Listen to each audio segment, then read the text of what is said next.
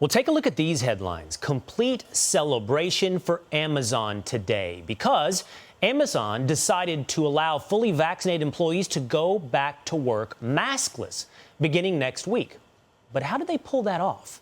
If you actually read the policy, which right here, exclusively on Fox News Primetime, was sent to us by several Amazon employees, it's pretty humiliating for people who haven't gotten the shot. Here's how it works. Phase 2 of the newly implemented plan says, quote, we'll provide a badge sticker to employees with a green check mark signifying you are vaccinated. This sticker will enable you to enter and work without wearing a face covering. So without it, you're going to be clearly labeled as unvaccinated and, of course, as unsafe. People will avoid you, and, of course, you'll be forced to wear a mask. So you better get the shot or be shamed. Joining me now to react, Republican Congressman of Ohio, Jim Jordan. Congressman Jordan, so great to talk to you tonight. It's not quite an armband, but a green sticker for people that have been vaccinated. Yeah. It's quite a story. Yeah, no, I mean, my first thought is that, so the same company that's going to require you to wear a sticker to work is opposed to having people show ID to vote. So I think that's sort of the first takeaway. But why not just trust the science, trust the common sense of the American people, and trust and embrace the Constitution? What's wrong with that approach versus this idea you got to wear a sticker to work? You know, there's another way to frame this story as well, Congressman, and that is the richest man in the world now creating two classes of people within the walls of his company. I'm not sure what the standard sets for other companies out there, but it surely is an attack on the privacy. It surely is an attempt to shame those who have chosen or will choose not to get the vaccine. Right.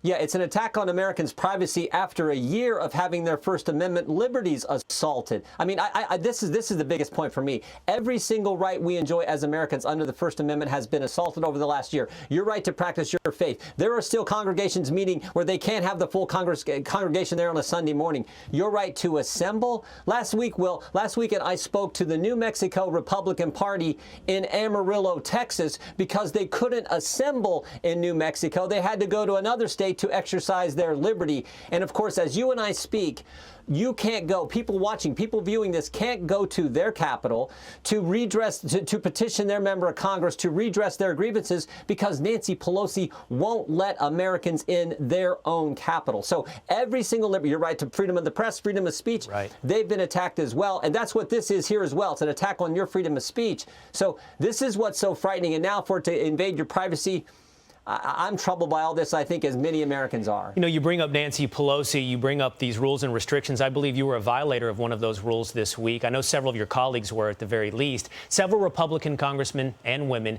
fined for not wearing a mask on the House floor, where it remains a rule to wear a mask. Nancy Pelosi came down on you guys. There's on your screen some pictures of some of your colleagues that got fined for not wearing their masks. What's your reaction to Nancy Pelosi coming down on Republican colleagues of yours? I mean, look, I wasn't a violator. I wasn't fine, but this is this is the Democrats today.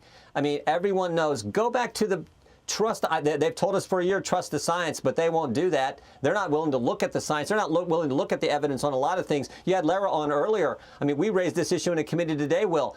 Right. Where did this virus come from? Was it from an animal or did it come from the Wuhan lab? All the evidence seems to be suggesting that it was a leak from the lab. And yet, no, the Select Committee on Coronavirus, I've raised this today in the committee, the only Select Committee in Congress, they're not willing to investigate it. Republicans want to look at it. The Secretary of State for President Biden has said this is a problem with what the World Health Organization has done.